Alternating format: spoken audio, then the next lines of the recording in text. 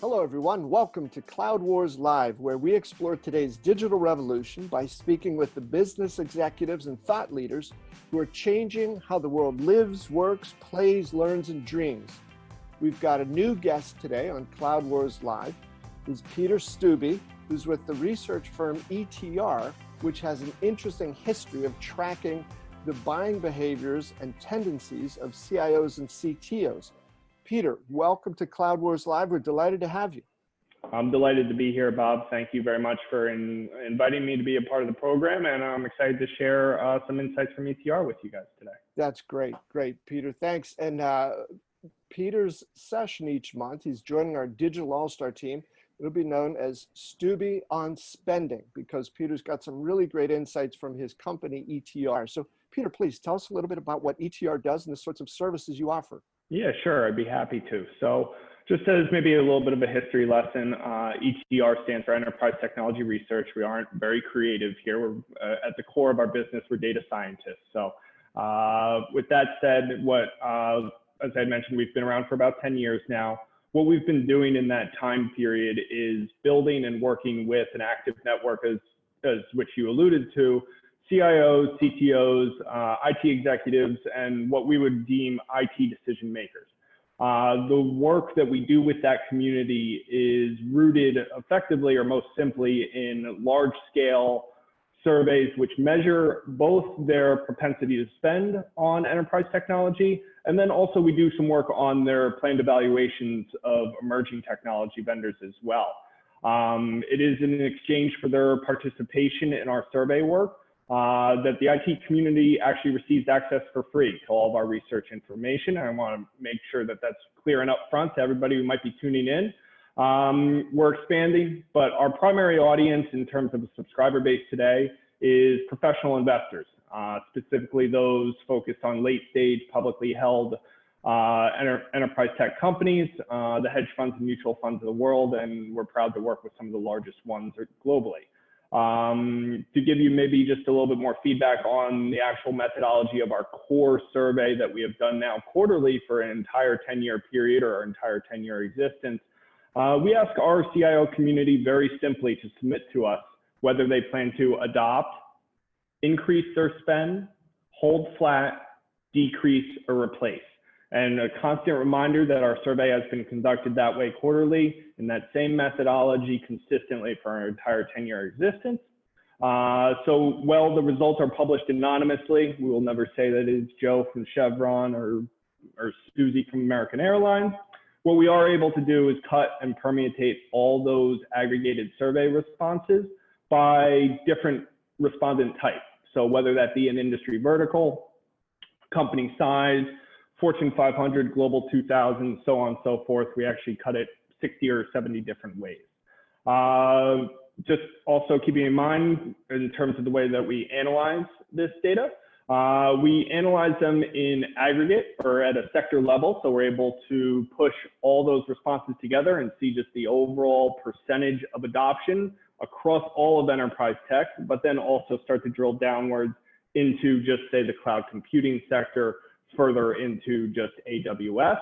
And then we're able to compare that as a time series historically through the 10 years that we've conducted the survey. And then also we could also compare and contrast that to the competing vendors. And also we are able to do analysis across the enterprise stack. And the way that we do that is by isolating respondents to a certain technology and then coinciding, seeing what their spend is elsewhere within the survey. Those are some of the interesting analyses that we do. As far as me personally, I'm a managing director with the firm. I've been with the company for about 4 years now. My day-to-day is very unique, and I'm very privileged to be focused on connecting with our enterprise tech community. And the core, I guess, responsibility of myself is providing context to the survey results. So as we went over, those are not very granular response types, but while they do provide us, plenty of insights and feedback, we're also diving deeper and trying to get more granular understanding of why certain survey trends are emerging through the responses. The way I do this is through a series of interviews with select survey respondents, where I'm actually fortunate to confidentially review their survey responses before I have a discussion with them. I also will speak with executives from the vendors that are performing well within our survey and give them a chance to highlight why that might be. And then also, just to give you an idea of the scale of the number of discussions that I'm having, early into 2020, we're on pace for approximately 100 interviews with the CIOs that contribute to our surveys. They are fully recorded, transcribed, and housed in a searchable library on our platform. And this serves as an additional deliverable to both our paying customers, as well as promote both engagement and sharing of peer insights with our CIO that contributes to our work. Peter, that's a great overview. And so it sounds like ETR, your firm has 10 years, trendable data, able to slice it and look at it in a lot of different ways. Plus, you've got the qualitative discussions you do with the CIO, CTO community, or the IT buying decision folks in there. That's a powerful background to have, and it's one of the reasons we're delighted to have you come join us here and share some of these perspectives. So, Peter, sitting here in mid-February, what do things look like? Is there anything in particular that jumps out at you as meaningful here early in 2020? Sure. So, well, there's many use cases for our data, and it's difficult sometimes to pick just one. But keeping in mind that we've conducted it the same way over time, we also focus on capturing future intentions. I think one of the most formidable use cases is our ability to raise a flag of things that might happen in the future based off the intentions submitted to us by a large swath of CIOs. You could call us possibly the Paul Revere of enterprise tech, is maybe a good way to put it. So one of the key inflection points that we captured in our most recent January survey, which had over 1,000 CIO respondents, is the spending plans that were submitted for Google Cloud. And I think that you're seeing this a lot concurrently with what's being distributed just with headlines in the space of other media outlets. And I know that you've written on it a bunch as well, Bob, and I'm looking forward to sharing some more of those results. Some things I'll say just before we get into that is that our sample is large enterprise focused, and it is primarily North America, though we do have contributors from around the world. For the past few years, we've firmly maintained with some pushback that the battle for public cloud supremacy has been a two-horse race between AWS and Azure. And it's not that the response for Google has necessarily been bad. It's just hasn't been as inspiring as what has been submitted for AWS and Azure. And also it's worth noting that we've continued to track the strength of response for Azure and seeing that overtake AWS in certain instances as well. So we're very much in tune with the strength of spending gravitation towards Azure as they hope to catch up to AWS in terms of their market share leadership. But this being the first quarter where the survey response is telling us that Google is poised to maybe take on those two behemoths and be a three-horse race here in public cloud.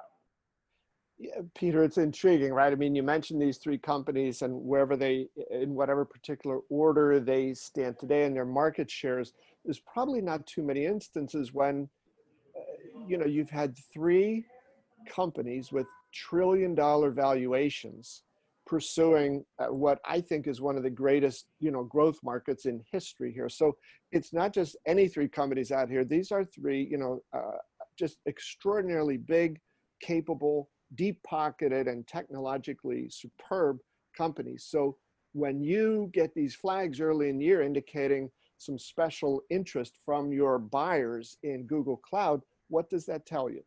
Yeah, sure. So if I could just share a few metrics from our survey response, and then I'd love to actually share also some of the qualitative feedback that we've been gathering from our community. So as we look at our survey, there's a lot of different ways that you could, again, cut and permutate the data, but very simply, a lot of it comes down to two key metrics.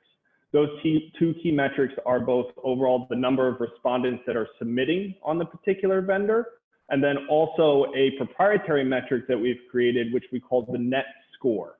So what the net score measures is the overall health and trajectory of spend based off a combination of the survey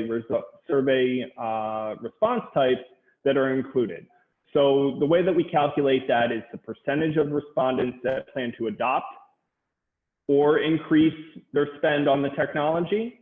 And then we minus out those that have cited they plan to decrease or replace their spend. So what that's telling us is not just the greenfield adoption percentages, but also the amount of potential pervasion, and again, the health and overall health and trajectory spend for the vendors that we're tracking. Now I'd be happy to share some visuals that match up with the strength that we're seeing for Google, and I'm gonna just do my screen here real quick.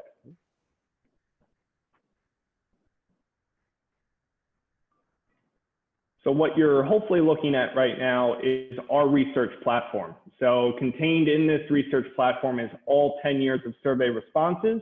It is powered by Power BI. So we have all sorts of great visualizations, a bunch of cool tools, but I'm gonna focus on just two visuals that I think best summarize what we're seeing with Google Cloud. If I could pull it up right here. The first, keeping in mind those two metrics that I talked about in terms of the priorities of when we look at our survey. This one being the overall number of respondents citing Google Cloud is up 40% year over year. And you can see how that compares to the remaining public cloud providers or other cloud computing providers, and also see how that compares to the sector average. Now, very, very carefully, or I do want to, be upfront in stating that we are working off a smaller base for Google Cloud, but still, if I was able to go back to our most recent survey in October, prior to January, you see that Google Cloud was adding respondents to our survey at a rate underneath the average for the sector. So we're seeing, a material change and increase in the amount of respondents for Google Cloud. And then also this continues on to the Global 2000 respondents only, where we see both Google Cloud Functions and the core Google Cloud platform leading the way in terms of the percentage increase of respondents. So that's a great representation of just the number of people citing Google Cloud in our survey.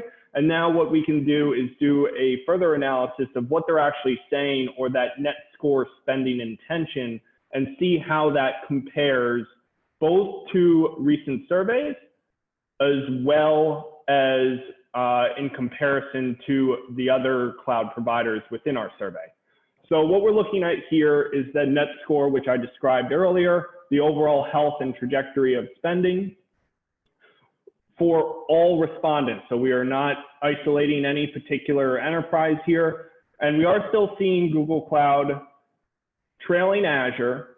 But what is most important or most intriguing here is the inflection versus the same survey last year. Our April survey also measures full year spending intentions.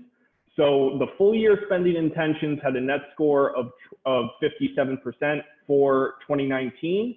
Now we've seen an acceleration to 64% net score for the year 2020 in our January survey.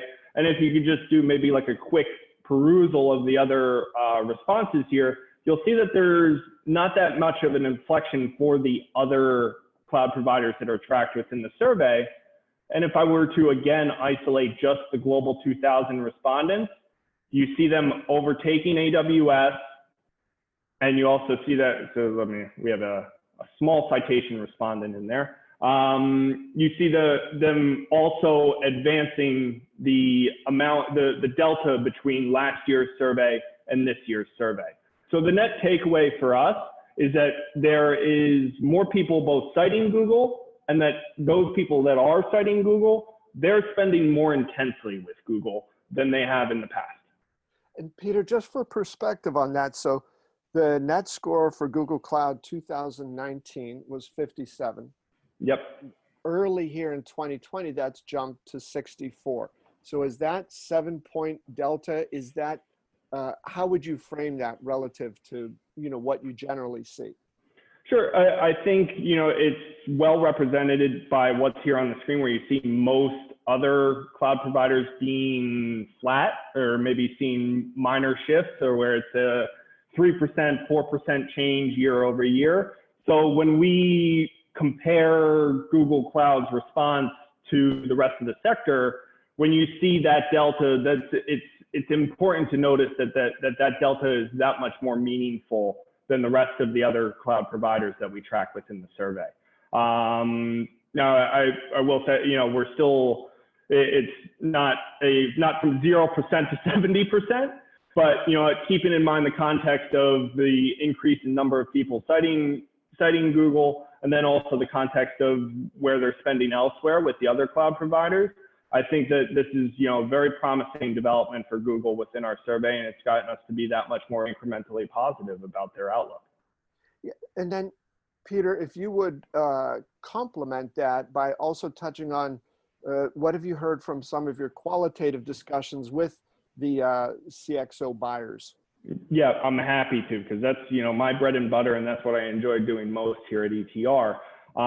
We're very strong believers in the power of our large scale survey, but sometimes a single visionary can help predict what's going on in the landscape. I went back into our transcript library, and we actually did an interview in May 2018 with a quote from a CIO that I hold in very high regard, who said that, "I think the rapid interest in TensorFlow, their AI platform, has kind of led a lot of folks that I've talked to take that offering that much more seriously in terms of GCP. I think these three are going to be, and he corrects himself, I would say that if you look at the growth rates, I think AWS is still pretty high, but Azure and GCP are really starting to rocket upwards. And I think that they all have a place in the enterprise." So that was something that came to us from all the way back in 2018.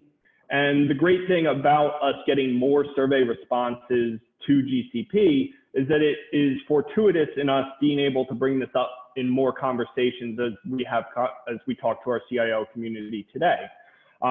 We see not only the ethos of that quote that was shared 2 years ago, but also the leadership change being a real catalyst in the hiring of Thomas Kurian from Oracle. We're seeing that be a real catalyst in terms of what has long been understood a difficulty for Google to communicate with the enterprise. Now they're seeing promising developments and an immediate change with Thomas's hiring. So I just have some other quotes I'll read off. "We've done some work with Google, largely again around their machine learning in the cloud. We did find them difficult to work with from a business workload point of view, but now with Thomas Kurian running things, I'm expecting that to change quickly. They're likely a viable alternative to AWS and Azure within a year or so. GCP technology is fabulous, stunning, but the known challenges is being able to speak enterprise, culturally understanding how they work, the complexity within the organization architectures. Will new leadership instill a change? From all indications in his short tenure, they've started to make that turn." The final thing that I'll bring up qualitatively is they seem to be taking a page from AWS's book. It's the attached services are driving a lot of people to take GCP more seriously. And it's not just in their machine learning and AI capabilities with TensorFlow.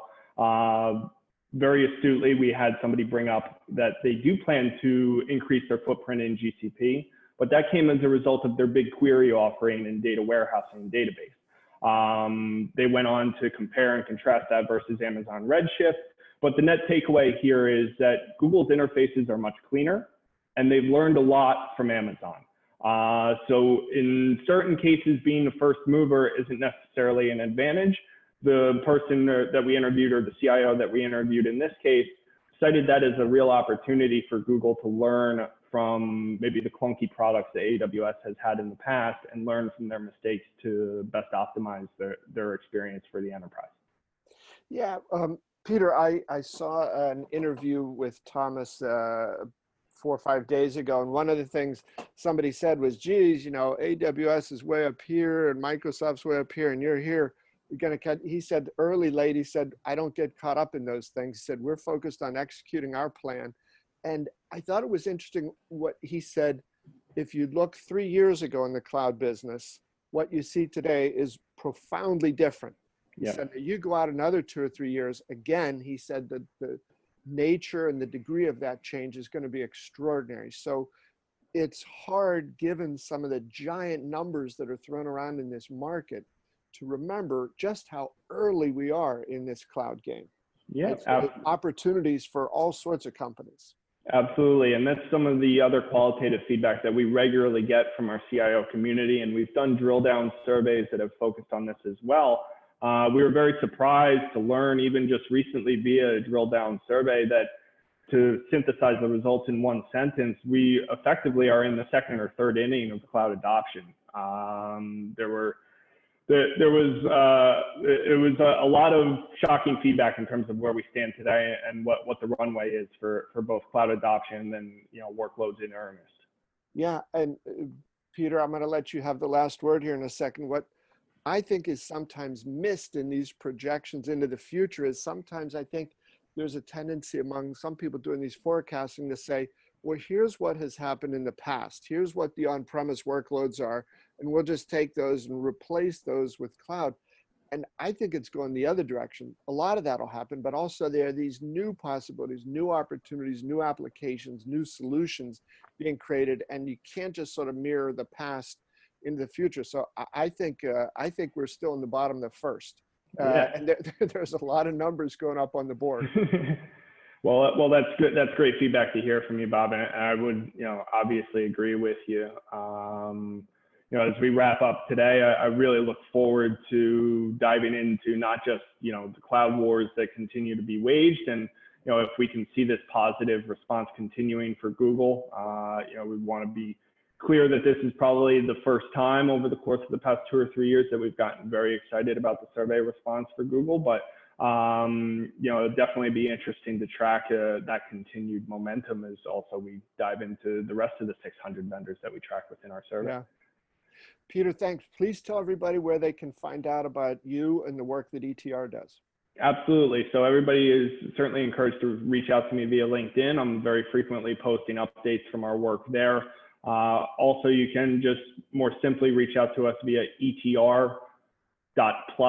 That's the platform that I had shared with you right now. And we also do have free trials available to people, as well as for the IT community. They can certainly sign up and register to start participating in our survey work and start receiving access to our research as well. That would be the best way to get in touch. And I look forward to hearing from everybody. Great. Peter, thank you so much for this initial segment of Steube on spending. This has been very enlightening, and we'll be able to get monthly updates coming forward in our discussions together. So thanks a lot. It was great to have you on here, and thanks for joining the Cloud Wars Live team.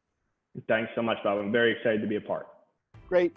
Folks, thanks to all of you for being with us here this episode with our new digital all-star, Peter Steube, Steube on spending, and we'll see him again next month. Thanks to all of you for being here.